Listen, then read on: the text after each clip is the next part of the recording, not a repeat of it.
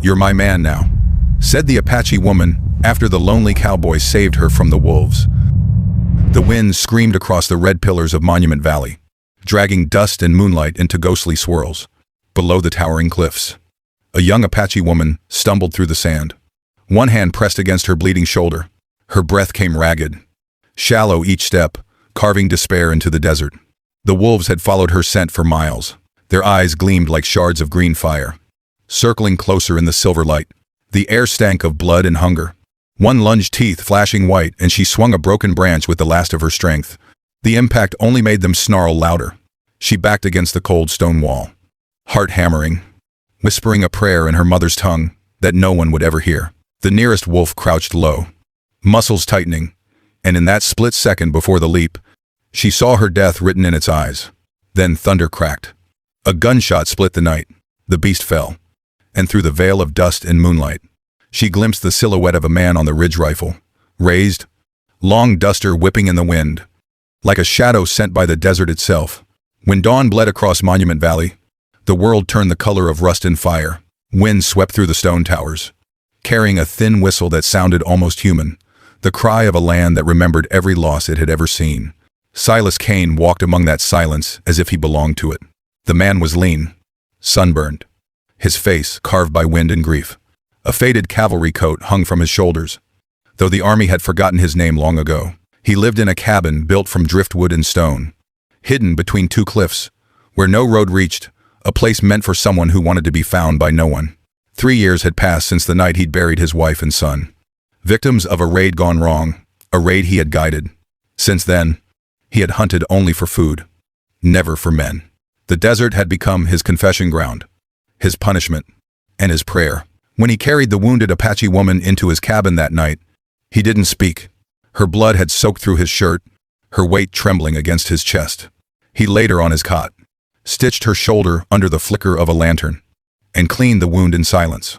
Now, in the pale light of morning, she stirred, dark hair tangled, face pale beneath a faint sheen of sweat.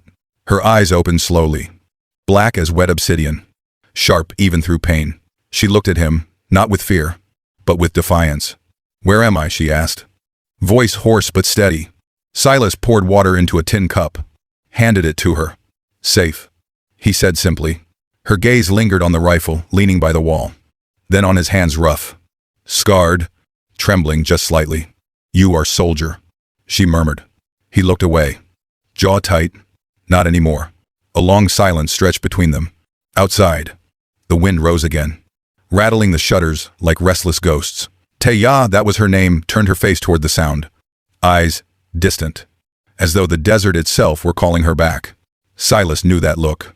He'd seen it once in a mirror. Years ago, the look of someone who wanted to disappear into the horizon and never be remembered. The morning deepened into gold, and dust drifted through the cracks of the cabin walls. The fire had gone to embers, but the air still smelled of smoke and herbs. Silas sat by the table, running a whetstone along the edge of his knife. When he felt her eyes on him, Taya had pushed herself upright.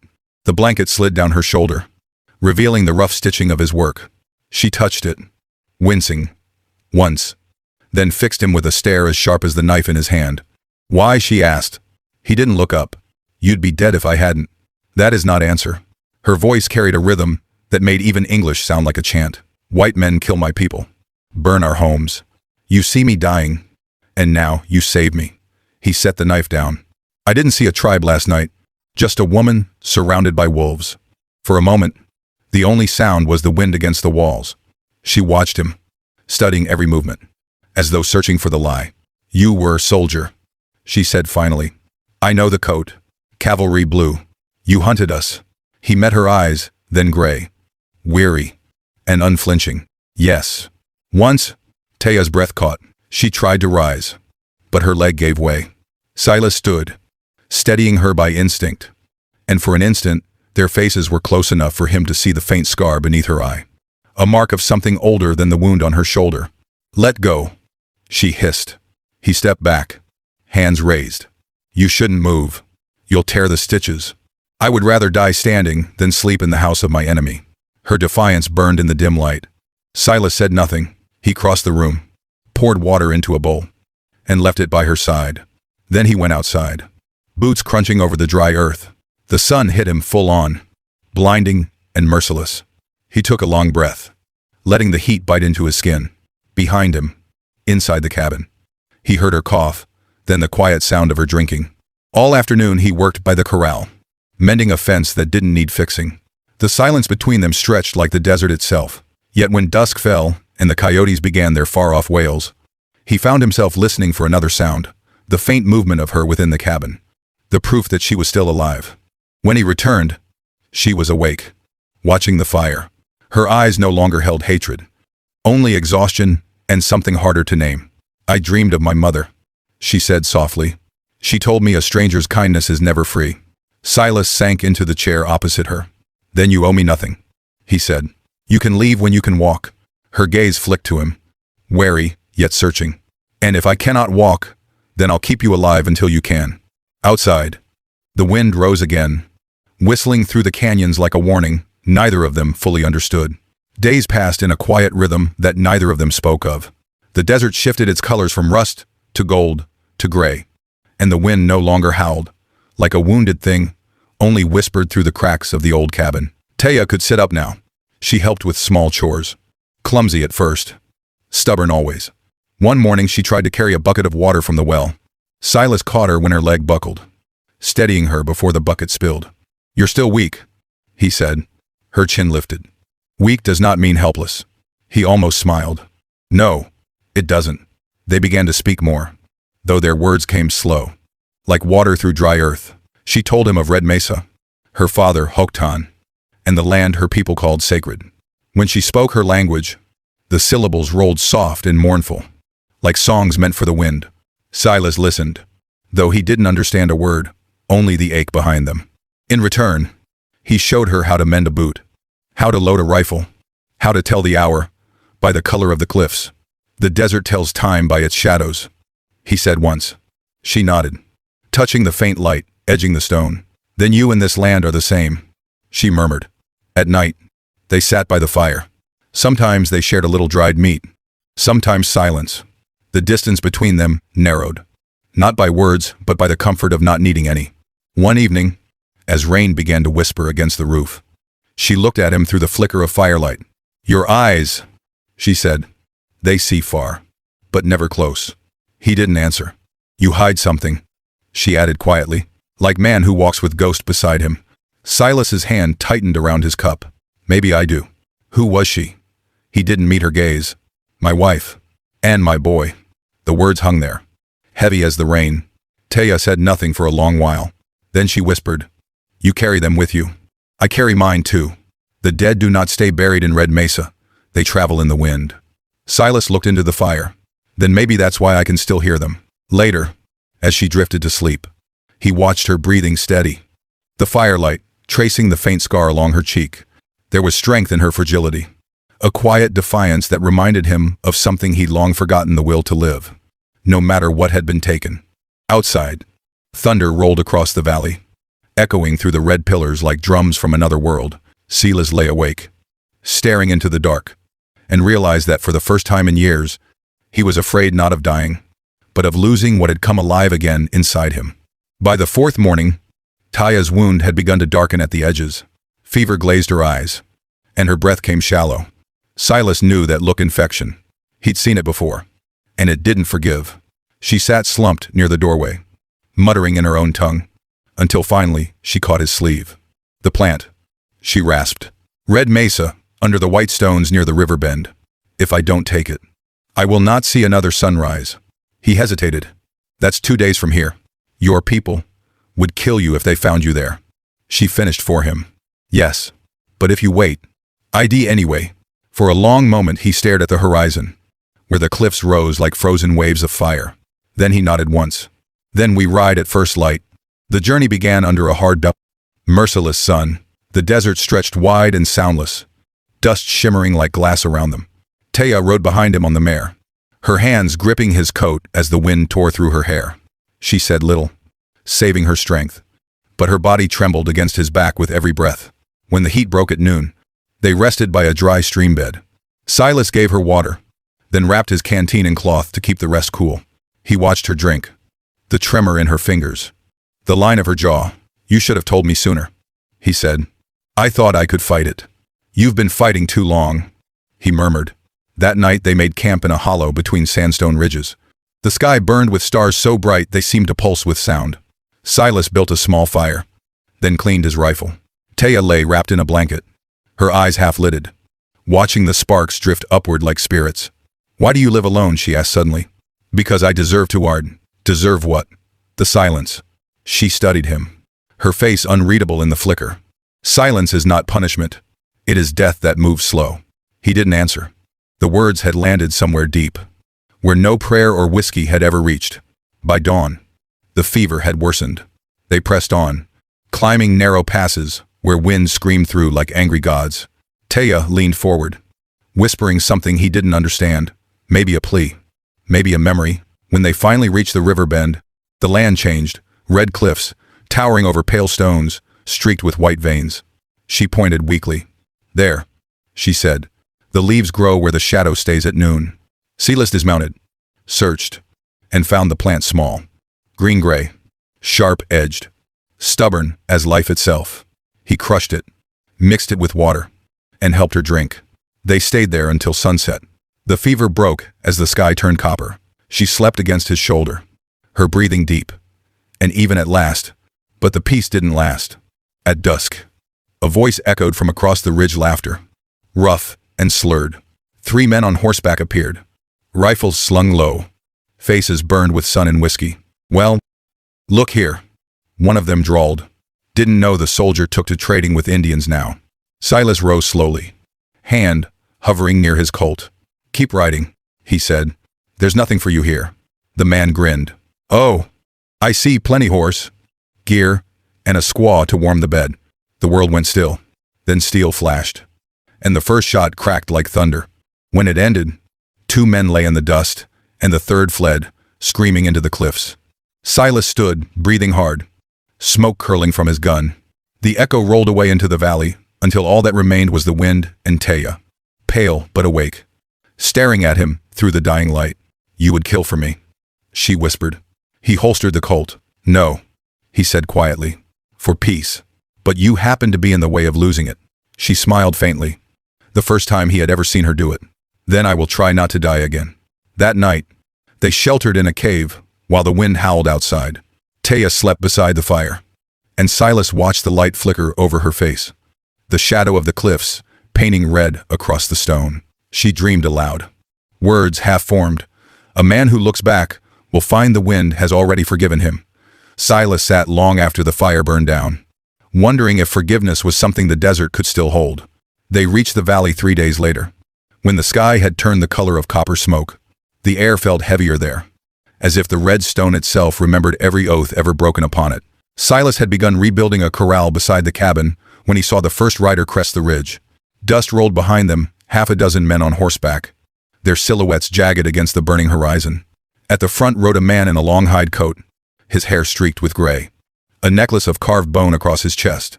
Behind him, another rider's face gleamed young and angry. Taya froze. My father, she whispered. Then, lower. And Nakai. Silas's hand went to the rifle at his side, then dropped again. Let me talk. The riders spread in a crescent, hooves stamping the dust flat. Hoktan dismounted first, slow and deliberate. His eyes swept the cabin. Then Silas. Then his daughter. You live, he said in his own language. The wind has not taken you yet. Taya stepped forward, head bowed. Because he saved me. Nakai's laugh was sharp, cutting the dry air. He saved you, or claimed you. His gaze slid to Silas. Full of poison. A white man hides our chief's daughter in his den. Tell me, what does she owe him? For that kindness, Silas didn't move. She owes me nothing. The younger man's hand twitched toward the knife at his belt. You speak like you own her. Before he could draw, Hoktan's voice cracked like a whip. Enough. He pulled a cord from his neck, a pendant of black obsidian, polished smooth with age, and hurled it to the ground between them.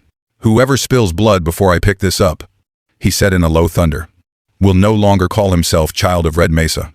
The desert fell silent. Even the wind seemed to hold its breath. Taya's voice trembled, but not from fear. I will not belong to any man, she said.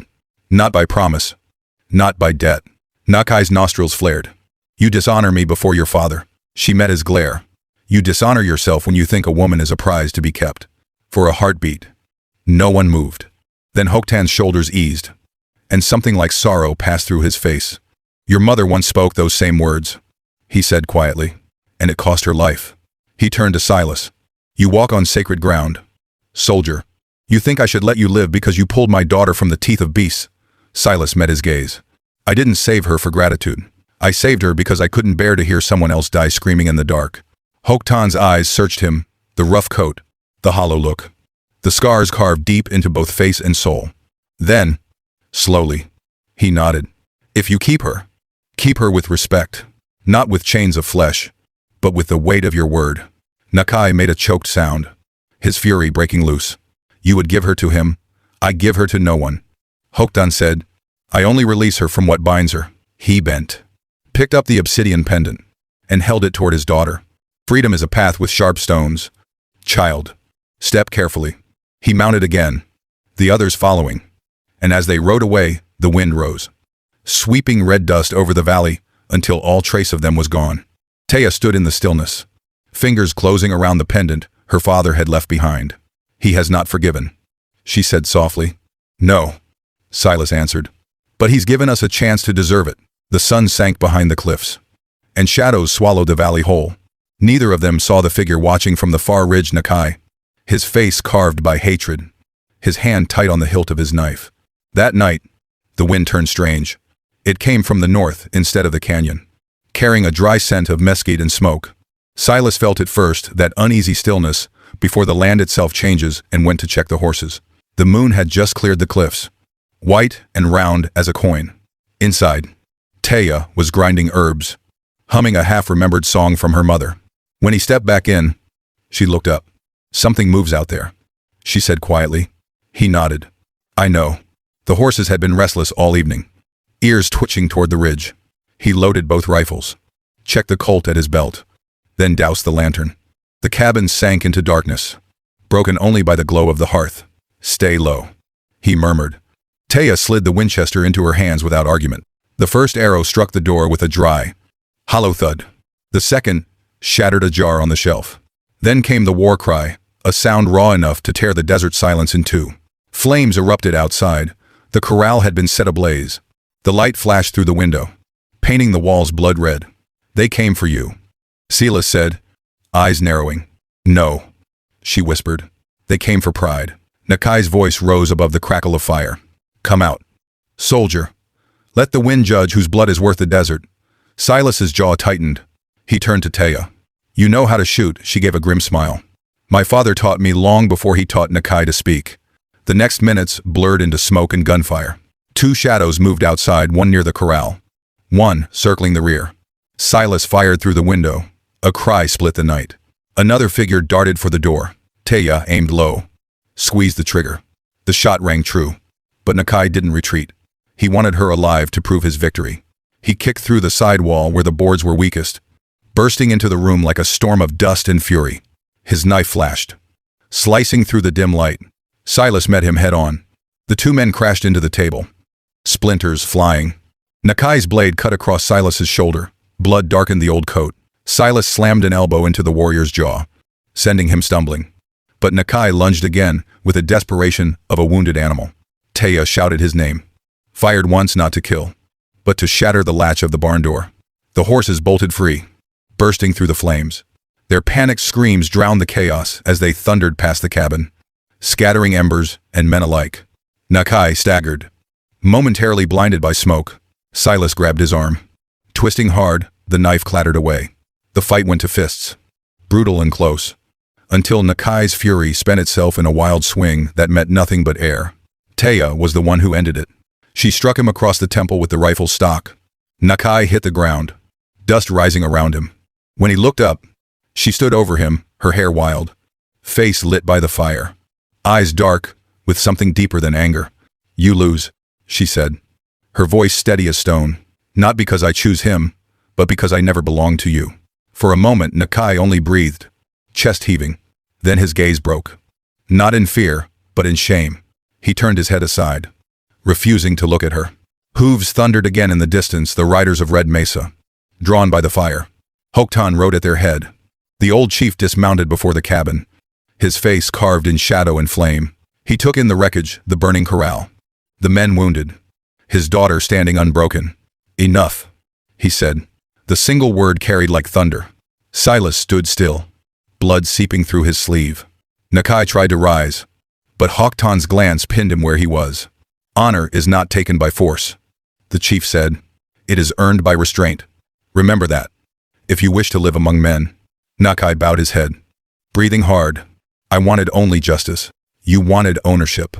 Hoktan corrected. "And that is the hunger that destroys us all." He turned to Silas then, his expression unreadable. "You understand the weight of this choice?" White man Silas nodded once. "I do." "And still you take it, I don't take." Silas said quietly. "I stay, if she'll have me." Taya stepped forward before the firelight. Sweat and ash streaked across her skin, eyes gleaming like obsidian, wet with rain. "He will stay," she said. "Not as master, not as savior, as man who listens when the wind speaks." For a long moment, Hoktan watched them both. Then he reached to his neck and removed a small string of white bone beads, old, smoothed by years of touch. "These belong to her mother," he said, placing them into Taya's palm. "She believed freedom has a price, but never shame. Now the wind carries that truth to you." He looked at Silas once more. "The land may yet forgive, if you keep it with respect." Then, without another word, the chief mounted his horse and rode off into the dawn.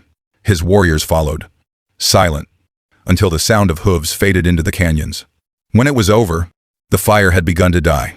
Smoke curled into the sky, turning the first light gray. Silas sank against the wall, exhausted. Tayak knelt beside him, pressing a strip of cloth against his wound. "You should have let me face him," she murmured. He gave a faint smile. "I think you did." They worked through the rest of the night, putting out what remained of the fire, burying the two men who hadn't survived their own pride. By sunrise, only blackened wood and scorched earth marked what had been their home. Silas stood looking at it, sweat and soot streaking his face. "Guess I'll have to start over again," he said. Taya glanced toward the cliffs, where the wind moved in low whispers. "Then we build where the smoke can no longer reach." And so they did. 6 months later, Monument Valley was in bloom. Wildflowers crept between the stones, stubborn bursts of yellow and blue against the rust-red earth. The new cabin stood where the old one had burned, sturdier, brighter. A garden patch fenced off beside it. The horses grazed nearby, their coats shining in the morning sun. Silas stood on the porch, sharpening a piece of wood into a handle for a plow. His shoulder still ached when the wind blew cold, but he had stopped counting the scars. Inside, Taya hummed softly, grinding cornmeal with steady hands. He turned as she stepped into the doorway. Her hair was loose today, a single white bead woven near the end, the one her father had given her. The morning light caught it, turning it to a spark of fire. "You never told me what that means," he said, nodding to it. She smiled faintly. "It means freedom bought with truth. My mother's words." "Good trade," he said. She walked closer, her voice barely above the wind. "Do you regret leaving the silence?" Silas looked out at the red cliffs, the sun breaking through them like molten gold. "Every day," he said, "except when you're talking." Her laughter was soft, the kind that fades into the sound of the wind. She leaned against his shoulder, and together they watched a hawk wheel high above the valley. The land was quiet now, not the silence of guilt, but of peace. The air smelled of cedar and earth after rain. Taya whispered, "The wind of Red Mesa carries voices of those we've lost. Maybe one day it will carry ours."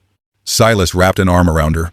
"Then let it find us here, where we finally learned to live." The sun climbed higher, spreading light across the valley until the cliffs blazed like molten copper. The wind rose again, threading through the pillars, through the new cabin, through the open hands of two souls who had finally stopped running from the past. And somewhere in that wind, if one listened close enough, there was the faint echo of laughter, and the promise that even in the hardest country, life could still begin again. The wind softened, curling around them with the warmth of dusk. Silas sat on the porch step, sanding a piece of wood smooth, while Taya watered the small patch of corn and wild sage behind the cabin. The air smelled faintly of earth and smoke, and far off, thunder rolled across the canyons, the kind that never quite reached them. When she finished, Taya came to stand beside him. Her hands were damp, her eyes bright from the sun. For a long while, neither spoke. The silence between them was no longer heavy. It simply was. She reached down, took the sandpaper from his hand, and set it aside. "You work too much," she said. He gave a quiet laugh. "Keeps me from thinking. And if you stop, then I'll have to face what's real." Taya looked at him, really looked, until the teasing left her face. "Then face it now," she said softly. "Because you are my man now." Silas froze. No one had called him that in years. The words landed like a heartbeat he'd forgotten he still had. He lifted his gaze, met hers. "If I am," he said slowly, "then it's because you taught me how to live again." She smiled small. "Sure," and full of the kind of peace the desert rarely gave. The wind swept through the valley once more, carrying their laughter into the red light of evening. If this story touched your heart, don't forget to like, share, and subscribe. At Untold Wild West Stories, every tale carries the heartbeat of the frontier, love born from loss, courage rising from silence, and the quiet redemption that still rides with the wind across the red canyons of the West. Every day, we bring you stories of men and women who dared to begin again under the same sun that once burned their sorrow away. So stay with us, and let the wind of Red Mesa remind you that even in the harshest lands, hope still finds a home.